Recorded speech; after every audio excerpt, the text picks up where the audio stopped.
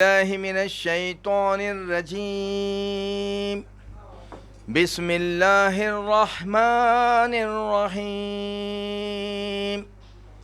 آمن الرسول بما أنزل إليه من ربه والمؤمنون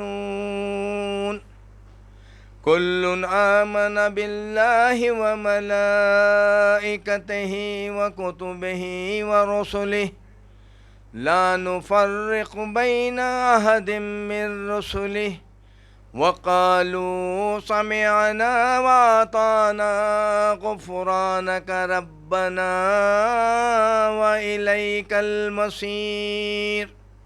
لا يكلف الله نفسا إلا وسعها لها ما كسبت وعليها ما اكتسبت.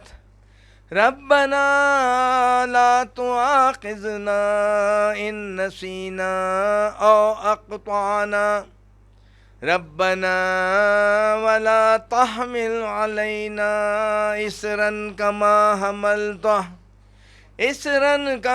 حملته على الذين من قبلنا ربنا ولا تحملنا ما لا طاقة لنا به واعف عنا واغفر لنا وارحمنا واعف عنا واغفر لنا وارحمنا واعف عنا واغفر لنا وارحمنا أنت مولانا فانصرنا على القوم الكافرين. صدق الله العظيم وصدق على رسوله الكريم صلى الله عليه وسلم. اعوذ باللہ من الشیطان الرجیم. بسم اللہ الرحمن الرحیم. عزیزان محترم، آج صلاۃ الجنازہ فرض کفایہ کی اہمیت کے بارے میں میرے عزیز نے خواہش کی ہے، اس بنا پر میں اپنے کچھ خیالات کا اظہار کرنے آیا ہوں کہ صلاۃ الجنازہ فرض کفایہ، نماز بندے کے لیے ایسا فرض ہے، کسی حالت میں بالغ ہونے کے بعد کسی حالت میں کوئی مقام پر آپ کو معاف نہیں ہے. بیٹھ کر پڑھنا، لیٹ کر پڑھنا، اشارے سے پڑھنا، بہرحال پڑھنا. اگر تو نماز نہیں پڑھتا تو آخر میں جیسے پیدا ہونے کے بعد کان میں اذان دی گئی اور صلاۃ الجنازہ فرض کفایہ میں اذان نہیں دی جاتی اور صلاۃ الجنازہ پڑھایا جاتا، اس کا مطلب یہ ہوا کہ آپ پیدا ہونے کے بعد یعنی قبر میں جانے تک، فوت ہونے تک آپ پر نماز فرض ہے، کسی حالت میں معاف نہیں ہے. اس لیے وہاں پر صلاۃ الجنازہ فرض کفایہ آپ کی پڑھائی جاتی ہے. اور اگر آپ غور کریں تو آپ کی اپنے زندگی کا جو حصہ ہے، کوئی 60 سال 70 سال 100 سال جو کہتے ہیں، تو میں یہ کہوں گا کہ اذان کے بعد جماعت کا جو وقت ہوتا ہے، یعنی درمیانی وقت جو ہے آپ کی زندگی ہے، اس کو انسان بھولا ہے اور یہ سمجھ رہا ہے کہ یہ زندگی ہماری ہمیشہ کی ہے، لہٰذا زندگی ہمیشہ کی نہیں. اور میں یہ سمجھتا ہوں کہ زندگی اس کو کہتے ہیں جس میں زندہ رہنا ہے، جبکہ زندگی میں موت ہے تو وہ زندگی نہیں، ایک سفر ہے. زندگی تو وہاں ملے گی جہاں پہ موت نہیں. قرآن میں اللہ تبارک تعالیٰ نے فرمایا کہ لا موت، یہاں تم کو موت نہیں آئے گی اور کوئی یہاں پہ فکر نہیں، ذکر نہیں، عبادت نہیں، یہاں پہ آرام کی جگہ ہے، آرام کریں گے. تو ہم کو زندگی میں اپنے رب کو راضی کرنے کے لیے اور ہمارے نبی پاک صلی اللہ علیہ وسلم کی سنت پر عمل کرتے ہوئے اپنی زندگی کو آخرت کو راحت میں بدلنے کے لیے ہم کو پابند صلاۃ ہونا لازم ہے، تلاوت قرآن کرنا لازم ہے، اور شرعی زندگی اور اسوہ حسنہ پر ہم کو زندگی کرنا لازم ہے. اور لا یکلف اللہ نفسا الا وسعها لها ما کسبت وعلیہا ما اکتسبت، میں نے ابھی جو تلاوت فرمائی اس میں اللہ تبارک تعالیٰ فرماتے ہیں کہ میں کسی جان پر اتنا بوجھ نہیں ڈالتا جتنا وہ اٹھا نہ سکے. جب اللہ تبارک تعالیٰ فرماتا ہے کہ میں جان پر بوجھ نہیں ڈالتا تو انسان کا گلہ یہ ہے کہ مجھے بہت بوجھ ہے، پریشانی ہے، گھر کے حالات ایسے ہیں، تو لہٰذا یہ گلہ شکوہ غلط ہے. اللہ تبارک تعالیٰ اتنا ہی بوجھ ڈالتے ہیں جتنا آپ اٹھا سکتے ہیں.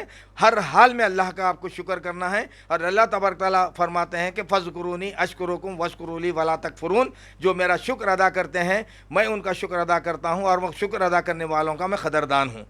تو خدارا ایمان والو، میرے بھائیوں، اللہ کا ہر حال میں شکر ادا کرو، نافرمانی سے بچو. آج ساری دنیا کے حالات کا میری نظر میں ایک ہی ایک وہاں ہے. میں ایک ہی وجہ یہ سمجھوں گا کہ ہمارا رب ہم سے روٹھا ہے اور ہمارا رب ہم سے راضی نہیں ہے.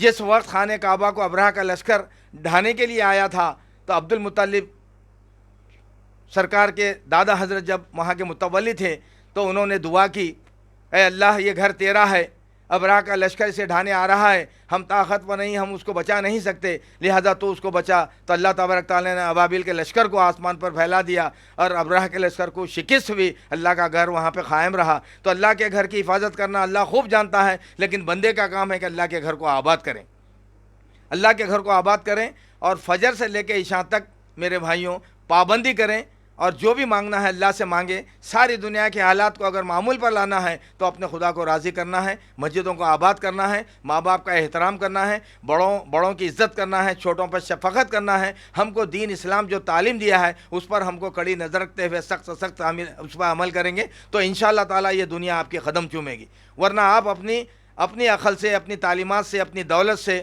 اور اپنے مشوروں سے کبھی بھی دنیا کو نہیں بدل سکتے جب تک کہ اللہ نہ چاہے۔ تو اللہ جب چاہیں گا کہ جب بندہ اللہ کا بندہ بنے گا، بندے سے مراد غلام، یعنی احکام الہی اور احکام رسول صلی اللہ علیہ وسلم جب تک کہ نہیں کرے گا کامیاب نہیں ہوگا۔ اور اللہ تبارک تعالیٰ فرماتے ہیں کہ وَأَطِيعُوا اللَّهَ وَأَطِيعُوا الرَّسُولَ، اللہ کی اطاعت کرو اور اللہ کے رسول کی اطاعت کرو۔ اور قرآن میں ایک آیت اور آتی ہے کہ مَن يُطِيعِ الرَّسُولَ فَقَدْ أَطَاعَ اللَّهَ، جس نے رسول کی اطاعت کی اس نے اللہ کی اطاعت کی۔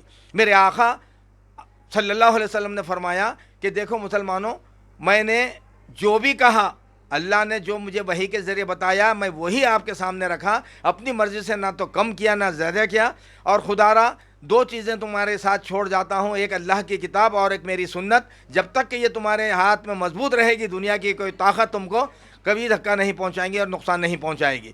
آج افسوس کے ساتھ کہنا پڑتا ہے کہ وہ دو چیزیں ہمارے ہاتھ سے نکل گئیں، نہ اللہ کا کلام رہا نہ رسول پاک صلی اللہ علیہ وسلم کی سنت رہی۔ اسی وجہ سے میں سمجھتا ہوں کہ حالات کی یہ بگاڑ اور ہمارے جو حالات ہیں، ہماری زندگی ہے، ہمیں جو نقصانات ہیں، اس کی یہی وجہ ہے۔ تو خدا را میں آپ لوگوں سے ایک اپیل کرتا ہوں کہ آج یہ عہد کریں کہ ہم شریعت کے اوپر پابند ہو جائیں اور اللہ کو راضی کر لیں اور رسول پاک صلی اللہ علیہ وسلم کی سنت پر عمل کرتے ہوئے اپنے زندگی کو ایک نیا آغاز کریں اور کامیاب ہو جائیں انشاءاللہ تعالیٰ۔ پھر آئندہ ملاقات ہوگی۔ بس ان چند کلمات کے ساتھ ہی میں اجازت چاہوں گا۔ صدق اللہ العظیم و صدق رسول اللہ صلی اللہ علیہ وسلم۔